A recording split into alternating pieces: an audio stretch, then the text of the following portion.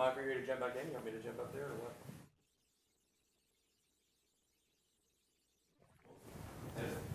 Sweet. All right, so now that we have our vocabulary that we can pull from here, we're gonna play a little game. And that these are 3 very different speakers, right? This is a JBL VRX. This is a QSC K12. This is a QSC KW153, all right? These are just 3 of the speakers we have in our inventory. We also have that Eon. Won't be messing with him today, but they can be used for different purposes, place them in a different room, but no doubt they all sound different.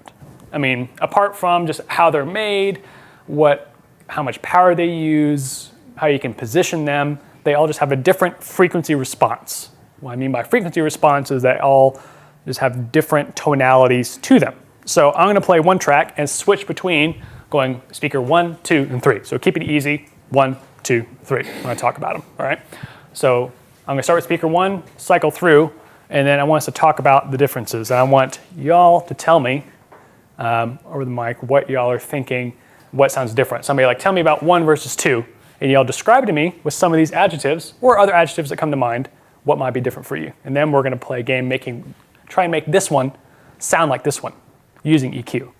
Should be fun. Great. So let's get used to our speakers. I'll play this track again. On speaker number 1, the VRX.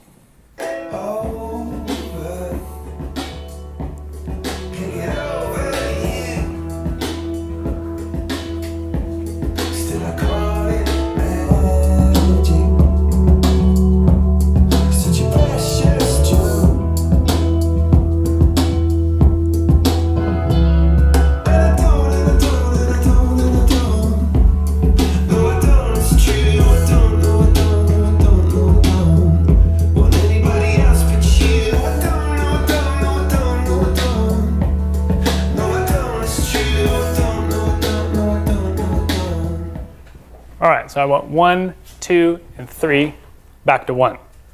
So what did you hear there was different between 1 and 2? One's very mid-forward.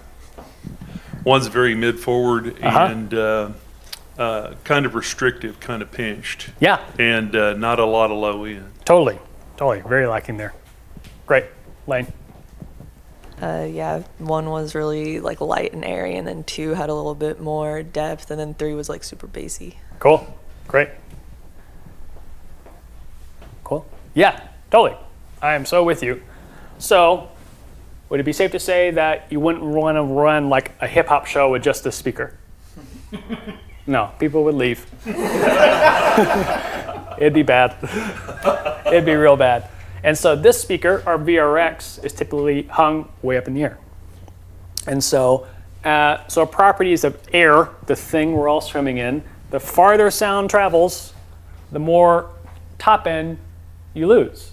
Since these are speakers that are usually far away from people, they have to make up for that high end loss with a bunch of high end coming from the speaker. So it kind of gets a little, a little more tame at your end. This speaker also has a control on the back that gives you a boost on the high end, it's flat or cut. I have it flat right now, but depending on where I put it. Some people also use these as front fills, so they're just easier to kind of just put on the front of the stage. But if I had this flat, and I'm right here, I'm getting my head ripped off. And that's no fun. 5K would just murder my eardrums with this guy. And so I might tame him a little bit. So we'll talk a little bit later about putting this guy on a separate matrix and using EQ on it to tame that speaker a little bit. So again, the overall character of this speaker, we could say pretty top heavy, pinched, forward, airy, aggressive, all those words, we could agree upon that. So what about this guy?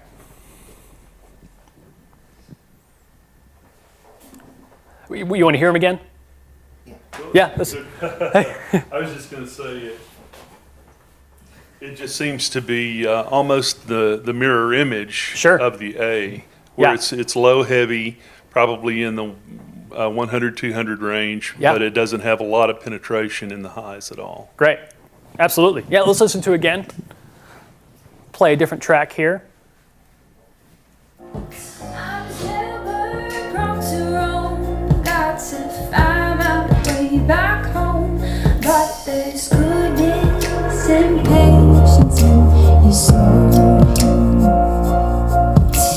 was risky, laughing me. Got blisters on his feet from the miles he took to get to me. Great. So it felt like, yeah, so this one definitely had a lot more kind of fullness than that guy. Like not as much penetration, not much throw. So that's why these boxes were designed for that. And so if you just try to compare apples to apples, saying like, I like this sounds way better than that one. Like this one's way too bright. You're like, well, where's it being used? What's its function? Just like I don't have a sub up here with this today, but if we, said our only speaker was a sub and judged it by that, like, well, we're just getting like 150 hertz and below. Great. You can have Tim Storm and that's it, perform with you. And so doing that. So this is kind of right in the middle, and it does feel like the inverse of this guy. And so we can use EQ to help the speaker out if we want. If we feel like it's just too dark overall, just on that speaker itself, and then everything else coming through it can get a little bit of a lift. But you have to be careful with that, with sending a source to records in different places. So if you're only listening through this, that's kind of your lenses. So your speaker is basically your glasses. No speaker is completely flat. No, and especially you throw that in a room, that's another variable. You throw that with like the timing of stuff bouncing around, that's a delay. And then you have no people in the room before show, and then you put people in the room, that's another variable. The temperature changing, variable. There's all these different variables swimming around, and it's your job as a good audio engineer to keep things consistent and balanced. And so EQ, if you're saying, oh, this is just like a really bright room, might be if you're in a gymatorium. Gymatorium. Just like hard floors, plastic or metal seats, concrete walls. That's a lot of hard surfaces that reflect a lot. This room, a pretty bright room, a lot of hard surfaces. Versus if you're playing, in a cell of an insane asylum. It's like all padded. I don't know why you've had a concert in there. That's where they should, there's like, moshing shows. That's where they should do those. It'd be a lot safer. Be a lot safer. Hit the floor. So anyway, so those just soak up high end. And so just depending on what environment you're in, you may be like, I really need a lot of high end here, or things feel nice and balanced. And so these, I'd say, kind of your general purpose all around, I could throw it up anywhere and kind of get the job done speaker. And so why these are great versus like, oh, I need to have a full range speaker, because you think, well, if all frequencies are important, why don't we use speakers that can accurately cover the full range? Well, if I'm just doing a spoken word show, I don't need the full range. Does the human voice hang out around 50 hertz? No, very few. I mean, if you're at a gospel quartet, I would maybe get a sub. But other than that, the human voice is usually about 100 hertz and below, 100 hertz and above. And so that's also why it's good to use what's called a high pass filter. And so I can pull this guy up. This app is called X32 Edit. I can actually see my channel strip here. So I can turn something on called a high pass filter. You see how it's cutting a bunch of the low end here? The orange means it's gone. I can filter that out. So with the human voice, I really don't need much below 100 hertz. So I can make that happen there. So this speaker, more mid-heavy, a lot of 200, feel like kind of thicker, a lot of top end. So this guy, how did he differ from this one? I thought it sounded, it had more punch. Yeah. Obviously more bass, but I didn't hear the highs as pronounced. Sure. As I did in the other ones. Yeah, totally. Other thoughts?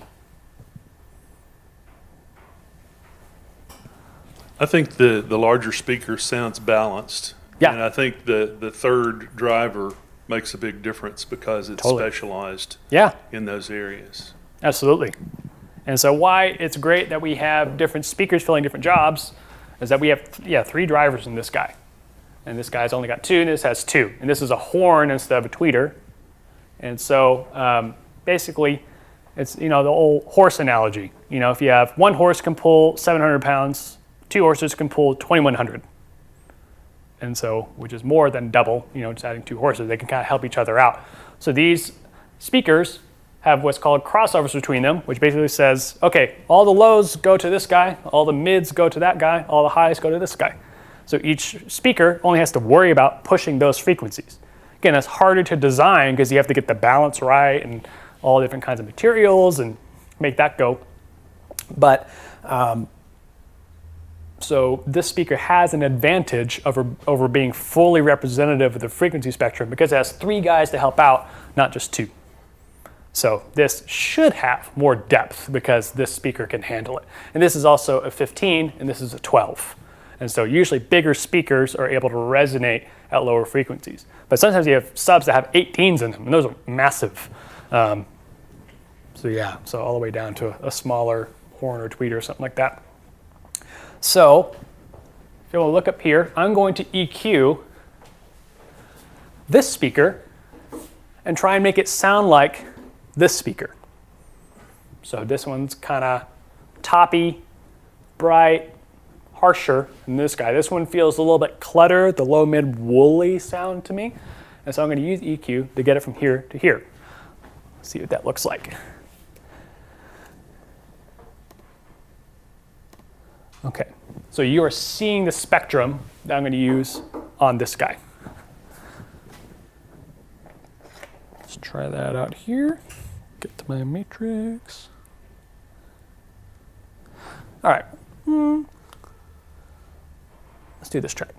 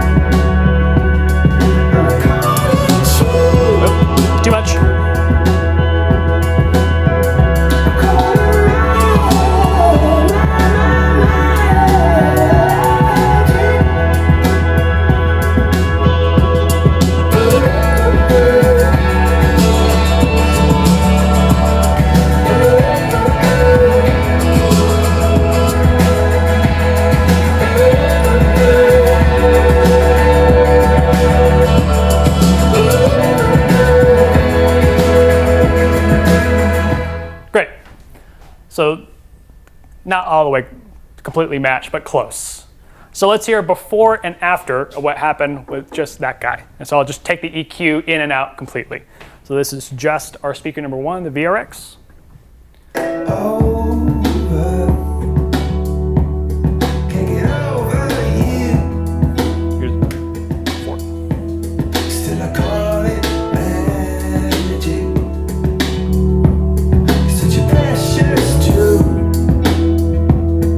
Now switching speakers with the EQ on.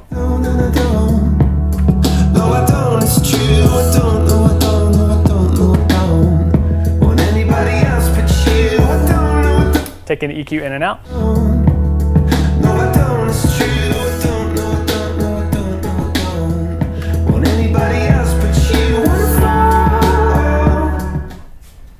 So I guess that's what the curve looked like.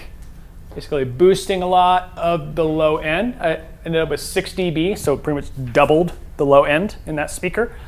So EQ can help achieve these results, but again, this speaker was not designed to push a lot of low end. So I can force it, but if I'm pushing this speaker really loud and is having to work hard to push frequencies it really wasn't meant to do, it can get really inefficient and not sound great. And so I can't expect a VRX to act like a 118 or a sub. But if I want to match stuff across the system and for it to sound consistent with different speakers, EQ is my friend. And so again, it's more subtle tonal shaping, not aggressive like square peg round hole kind of thing. And so I can get this one sounding fairly close. But yeah, so when I'm building out a system and I have different speakers around the room, my main goal is consistency. Is things intelligible and consistent? So I'm walking around the room with the EQ guy, just hearing this speaker, walking, that speaker, walking in the front fills versus the mains versus the out fills, making sure they all sound similar. So I don't want over here to be really bitey and harsh around 3K, and over here, like it sounds like he's in a paper bag, you know? And so EQ can help me get there. Cool. So VRX, K12, 153. So if you ever use one of these in the show or on an install there at your church, you kind of know the profile for this speaker. Like things should sound kind of full in this speaker. Things should feel subby in this guy and kind of balanced. This guy should feel toppy, and that's okay. Just know what you're getting yourself into. And so this is a great way, if you get a new set of speakers, just to line them up, put something through it, just get to know your speakers. Again, these are a constant in any sound system, speakers. These are your rose-colored glasses you're mixing through, so these are rose, yellow, and brown, whatever. There's different colors.